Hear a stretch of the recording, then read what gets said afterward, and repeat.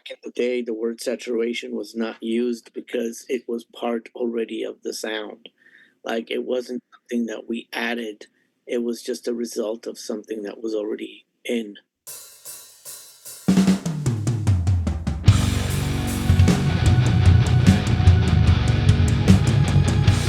Welcome to the Production Masters Podcast. Conversations with the world's top audio professionals.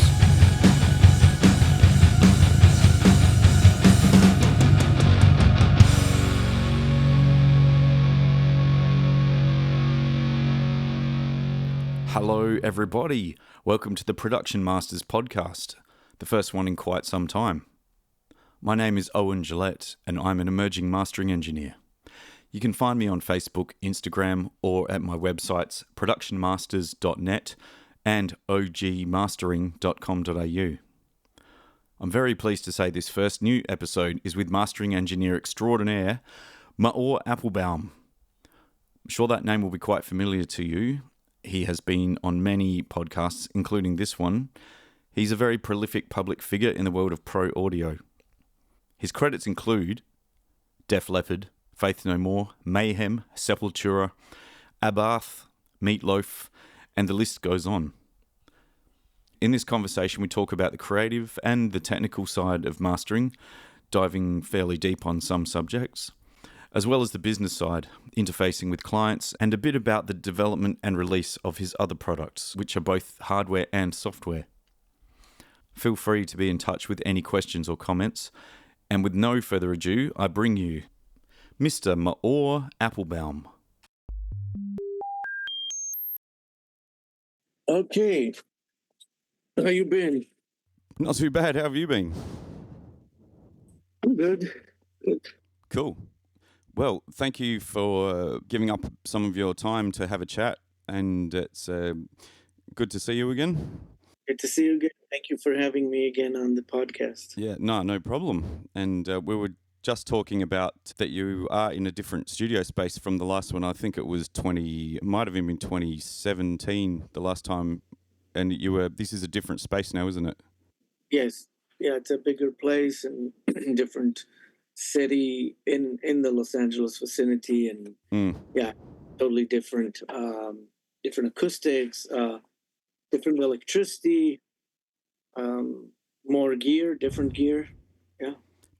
More space to plug in existing gear, I suppose.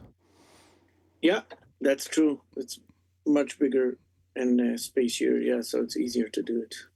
I've seen a couple of other podcasts where it looks like you've got a few extra speakers. So have you ever branched into doing the Atmos thing yet? No, it's just that the speakers have more space now. Actually, in the older one, I had more speakers, but they were also smaller ones in addition. But yeah, it's more space, so the distance between, the speakers and, it's much more. The older studio was amazing acoustically; it sounded great, but it was much smaller, so everything was more congested and, less room for people to be in. So this is an upgrade on that level. So if the space is smaller, even if you've got the bottom end working correctly how you want it, is it a case of acoustically managing the bottom end instead of having enough space for it to be just doing whatever it's doing? Do you know what I mean? Yeah, but even when you have a lot of space for bottom end, you still have to deal with making adjustments. The other studio was different in terms of the how the curves were, and even though it's smaller, the design there worked really well with the size of the room. Here the room is bigger. It's different. It's actually a very different acoustic design than the one before. Because I think your previous room, you ended up basically doing it yourself, didn't you? No, I hired an acoustician also here. Oh, okay. Yeah. Yeah, I bring in acousticians, and trade people to install the stuff. So in both studios, it was like that.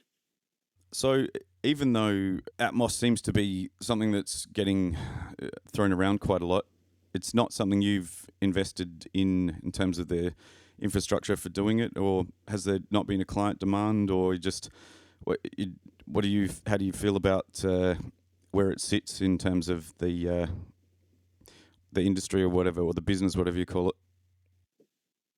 I didn't have any requests for Atmos. Um, Everything I do is stereo. Once in a while, if I'll do a surround, then I go out to a different place. And I used to do surround like 5.1, 4.0. But right now, there's no, at least on my side, there's no request for it. And I didn't want to build it in a way where it's taking a lot of the room here. So I figured, I thought of if that's something I want to enter or not. But after a bunch of calculations, I figured it's going to make the room smaller. And anyway, this room has a lot of gear in it, and I didn't have any demand for Atmos anyway, so I didn't go that route. Yeah, and it's not an insignificant investment getting set up to do it properly. And I think a lot of engineers have just decided, well, we think something's going to happen, so I guess we'll dump a heap of money into it as well, So you could spend a lot setting it up, couldn't you? I mean, as much as you want to, I suppose. Just like with every studio design, and you you can put it into a small investment as small, you know, um, smaller speakers. You can go for bigger size, bigger investment. There's you can take it to so many ways, but again, in my case, I didn't see it as something viable for my work currently. I'll say currently because you never know. So I just preferred putting the money into investing in the gear I develop or other gear that I buy. It felt to me better putting that money into that. Yeah, totally. That makes sense. Did I imagine that I heard you say that there's another plugin coming after the oven and all that? Was there? I know you've got a whole range of the hardware ones that are either in development or the ones that you use personally. But did I imagine you saying like there's another one of those in that range that's going to become a plugin? Yes, we signed with Cornef Audio, and we're working with them right now to develop the sibling of the oven, which is the grill. There's a few pieces of gear that's already out as hardware. Yeah. One of them is the grill, and that's the one that we're currently working with them on developing a plugin. Yeah, and is that another coloration tool? Yeah, it's a more aggressive tool in terms of the tone shaping, EQing, and it has this type of body into it, and probably it's the most I would say, you could say aggressive, but it's the one that has the most saturation into it too. Still in a good range where you can work with it and doesn't mess up too much. Yeah, so it is still a mastering tool though, obviously, because it's one that you would have in your rack. You'd have the actual hardware version that you'd use. Yeah, so it's a mastering tool, but that unit specifically, we also recommend a lot for mixing because it's very powerful, and small moves will be big. So you can use it in mastering and very small moves, but you can use it in mixing too, and it's very oriented for that, where you want to push more air, push more high end, low end, mids. So it's a very powerful tool. Cool. I wrote out a few questions of things that I personally found would be interesting to ask in regard to saturation and coloration, which I know is something it's one of your things that you really are into, like the many different flavors and shades of saturation and coloration with all the boxes. I know with your console or with some of your gear, I think sometimes you would just saturate just the top end or color the top end of a mix. Is that right? It's very program dependent, as they say, or it depends. Uh, It's really what comes in. Sometimes the coloration or saturation uh, quantity is really based on how much is needed. A lot of times it's not much that's needed, and it could be overall. It doesn't have to be divided to the bands. Um, there are times where, without using like a compressor or multi-band or a crossover or something, but more like EQing type, um, it could be high end, could be low end. It could be, like I said, it could be a blend, but there's not one solution, and it's really depending on how the music comes in, and if I feel that it needs that edge on the top end, great. Sometimes it just needs more edge in the mid range or in the low end, or some kind of a curve where it's kind of like boosting a bit and tucking at the same time. It must have taken a while to really understand all the ins and outs of that because there's so many different things you can do. Like you might just want to soften something that's too harsh or too bright, or the way you're talking about it, you're saying you might want to actually use those devices to add an edge to one of the ranges as well. Yes. If it needs more aggression in the mids or something like that. Yeah, exactly. That's a lot of the situation. So, what's a situation where you would want to just work on, like in terms of saturation or whatever, just the bottom end? What would have to be going on with the mix that you would want to just do something to the bottom end in terms of the saturation or coloration? It could be if the bottom end is a bit sluggish and you want to tighten it, or you want to make it rounder but at the same time compact it, so kind of focus it. And you can do that with saturation or coloration to a certain degree where it's shaving some of it off, and at the same time it's making it bloom. Hmm. So instead of theoretically, you could also do that with compression if you wanted to, I suppose, or you could achieve a similar result by using compression. With if you needed to tighten the bottom end, if it was flubbery like that. You can use compression to tighten it, yes, um, but in a lot of cases the compression would be working dynamically on it, where in other times I wouldn't want the dynamic movement of the compression. Would be more just like, think of an EQ, but that it imparts uh, a sound that's not just tightening the low end, but maybe kind of edging it a bit, giving it a bit more drive, and that sometimes can push the song too. It must have taken quite some time to experiment with these things and work out how much is the right amount, or that tool can do this job and that sort of thing. Has that been one of the longer journeys in terms of learning all that? Yeah, yeah, that's a big one. Because I feel like back a long time ago when I studied audio engineering, there was not even the word saturation wasn't even in the curriculum. There was literally plugins that were all supposedly modeled off analog and that sort of thing. There was no like, this has this great saturation or this. None of it was really talked about like that. So it's taken a long time for me to even work out what it was talking about. And then once I did, it's like, wow, all the possibilities are so huge and so diverse, and words sort of fail. Like everyone talks about it, but it's a matter of experience of knowing what all this is and how it actually applies to music. It must take a long time to experience all the flavors and know when it's appropriate and all that. Yeah. I think back in the day, the word saturation was not used because it was part already of the sound. Like, it wasn't something that we added.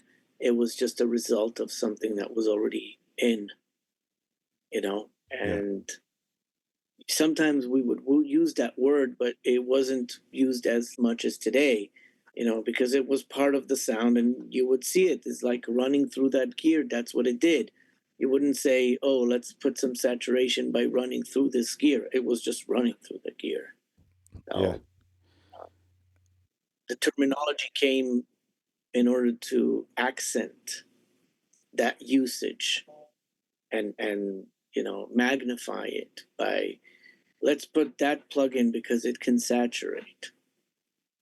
One of the conversations you had with Joel Wanasek, or maybe it was something I heard him talking about, and I've listened to that many interviews and things, but he was talking about how when he's mixing and he's pushing a mix into his desk, like his console, it essentially eliminates the need for doing so much excessive surgical EQ and worrying about every resonance and all this type of thing.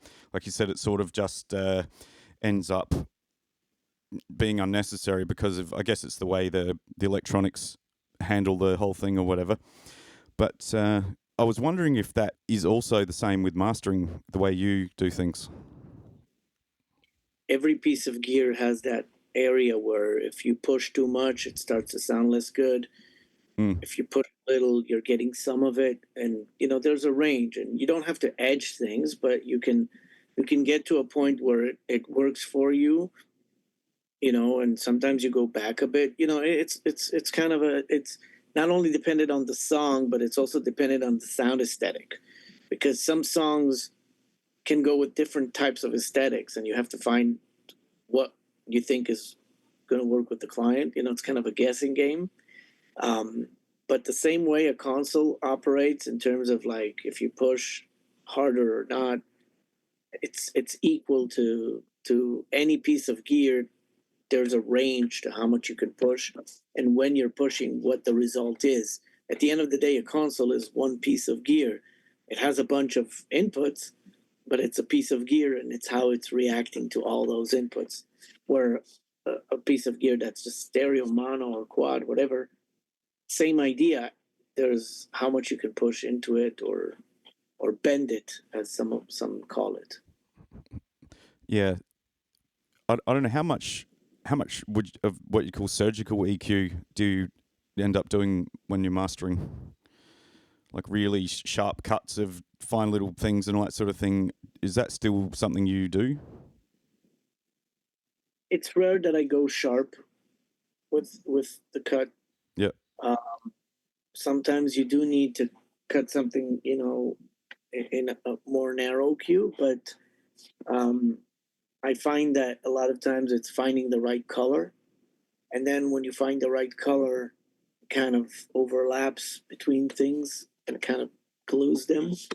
And if you need to cut something, yeah, you can do a sharp, or you can do not a sharp, but kind of a wide place that captures that.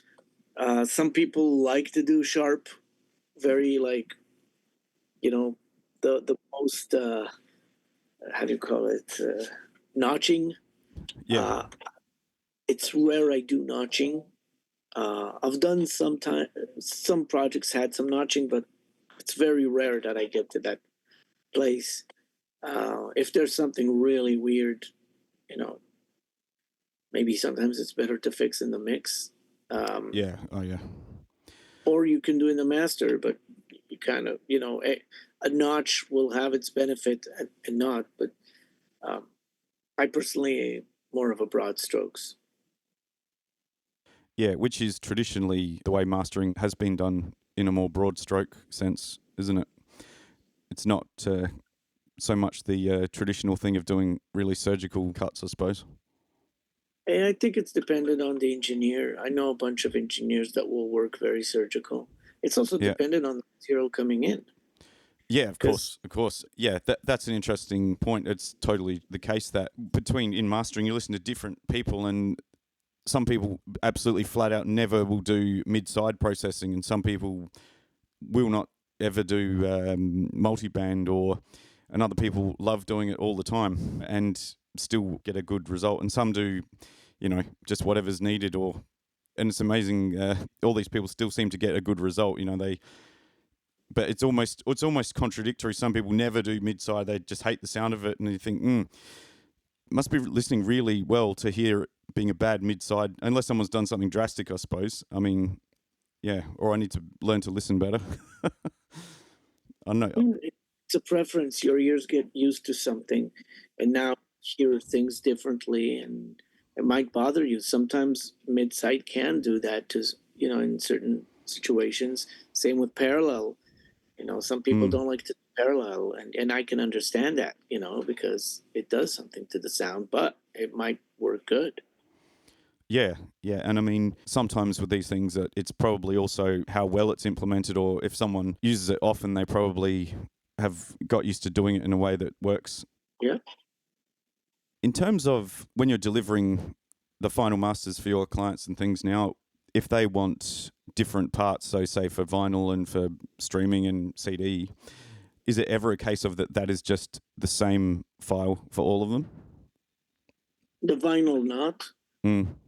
but streaming and the CD can be the same, unless they need a different resolution. Mm. So aside from the resolutions of things, though, in terms of the actual processing and dynamics and that sort of stuff, have you ever delivered one where the master and the CD and the streaming are all just the same master? Streaming and CD, yeah. Right. So why is the vinyl one always different? Well, there's other things to take in consideration. Sometimes you want to tweak certain things that just will sound better. It's very dependent on the cutter. When I know who's cutting it, then I could leave it as close as possible to what it is, because I know what they can do, and sometimes I'll sit with them and we'll do a few test cuts and make adjustments if needed. But if it goes to somewhere I don't know, then and I don't know who's cutting it and whatever, then there are cases when we'll make some adjustments to compensate if we can for certain things. Not every time you can, because sometimes if you do it, it changes in a way it doesn't work good. It's, there are projects that are specifically for vinyl from the get go. Yeah. And I mastered them for the vinyl, and some are like limited edition stuff. So we take that in consideration too. Yeah. So it's best not to assume that, like all the things that everyone always says about, narrowing the low end and all this business. It's like, I'm guessing you don't usually do that on a vinyl master. Only if I need, not. It's not my default. Yeah. If it's needing it, then yeah, it's possible that I'll do. But it's not on autopilot. Let's narrow the low end, or let's do this or that. It's not like a given. Mm. And with all the changes with streaming services, has that affected at all what the clients are asking for in terms of, are any of them feeling like they don't need to smash things super hard, or has that not really changed? It's a good question. I can't tell you exactly, because I have different type of clients. They're not all asking me to make it loud. A lot of them wanted dynamic. A lot of them wanted it, in a good level, but not slammed. And some others like it slammed big time. So I can't tell you that made a difference in terms of them asking me for something. I think it's more their personal preference that they had for years, because a lot of them are people who have worked with, 10, 15, even more years ago, 5 years ago, whatever. I mean, years ago. And so usually it's their preference of how they like to hear stuff. And if they like it slammed, then they'll ask for it slammed. They like it kind of in between that and dynamic, they'll go for that. Or some would be like, don't even make it loud, just clean, make it just sound nice, shape it nice, Yeah, so it doesn't seem like they're being super influenced by whichever streaming service is doing at the time. It's hard to say. It's hard to say, maybe they are, and it just adds up with what they already wanted or thought. Nah, it's not like they call me and say, hey, because it's going to streaming, can you make it lower? They might say make it louder. No, I was sort of thinking more along the lines of if that maybe the pressure's off a little bit to how hard it's got to be hit. That's what I was sort of meaning. But Yeah, not much. yeah, Basically, I give it to them loud enough that they're happy with. It's rare they ask for more, but if they ask, then we can do that. Like I can do that, but I can work with them on finding how loud can we make it louder before it changes how it really sounds. And there might be some people that now are more acknowledging that because of the loudness normalization that they can get a dB to less, maybe. yeah, yeah. I think you've also said that generally speaking, you don't use much in terms of references. Like you just like to make the sound that you think it should be or want it to be. Yeah, I don't references. Yeah. Did you used to use references a lot more and then you sort of just slowly drifted from it, or you never used references? I never liked, there were times I had to because someone would place it in front of me as that has to be, but Yeah. 9 out of 10 times it was it was diminishing returns because it didn't fit what it was. Yeah. It didn't fit. It didn't fit the arrangement, the production, the mix. So I just never felt that the references were really helping, unless it's the reference of what the artist did. For example, if they give me a reference version of what they did to the song, then that's helpful. Oh, for sure. Yeah. I was meaning more like listening to, I don't know, other bands in the genre that have got albums out, and you think, well, I wonder what it sounds like next to that, or it takes some confidence to say, well, I like what I've got here. I think it's on the money. I just like to feel the music that I'm given, and if I have a reference that I'm comparing it to, it's I think that we probably learned from relationships what happens where we compare. It's like for sure. Yeah, that's a good point. you're always going to see the difference. The question is if the difference that you're going to see is going to help it or not.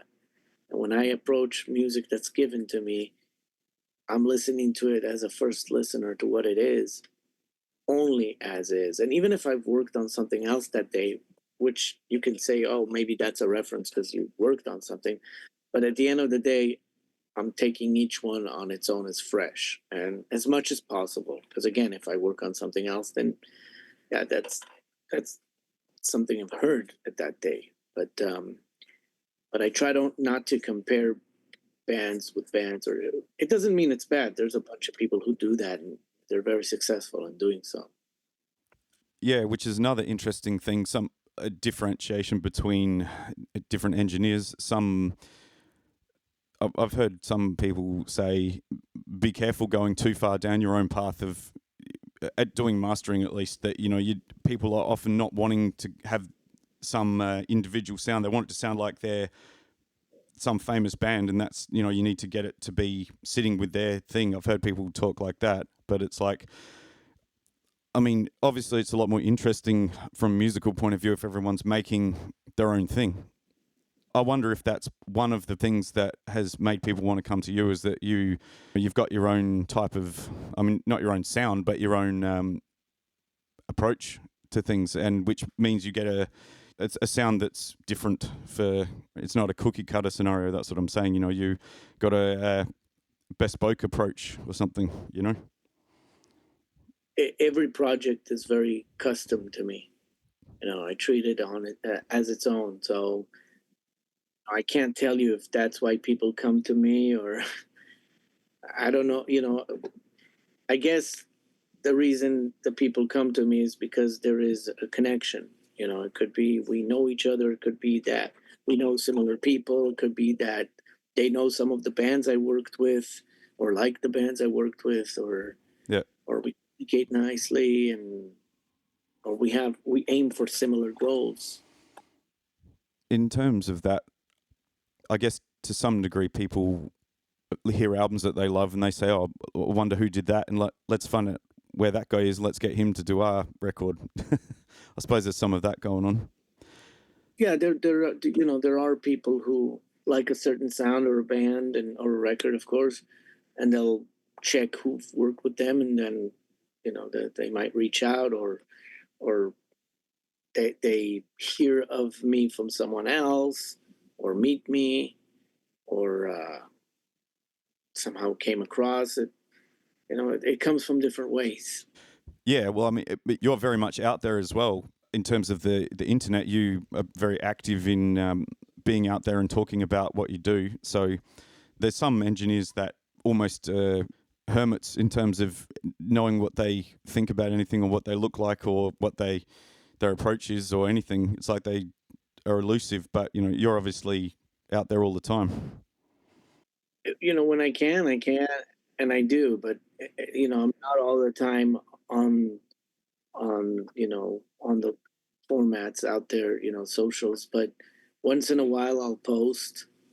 And when you work with a certain type of bands, and they have friends that are in bands that are similar, sometimes that brings in those clients too. And then you go to an event and a bunch of people and you work with them, and now they bring other people in, or you spoke on a panel or a lecture, and people meet you there and interested in what you're doing. So I am active in that. I like to stay in touch with the people I know, my friends. I like sharing, on the educational level of what I'm doing, and what we can do as mastering engineers, and what's possible from that standpoint for the mixing and production. That's awesome. No, I appreciate your time and appreciate communication we've had about everything to do with the weird world of mastering. It's really cool, man. We'll catch you down the track. All the best for all the great mastering ahead.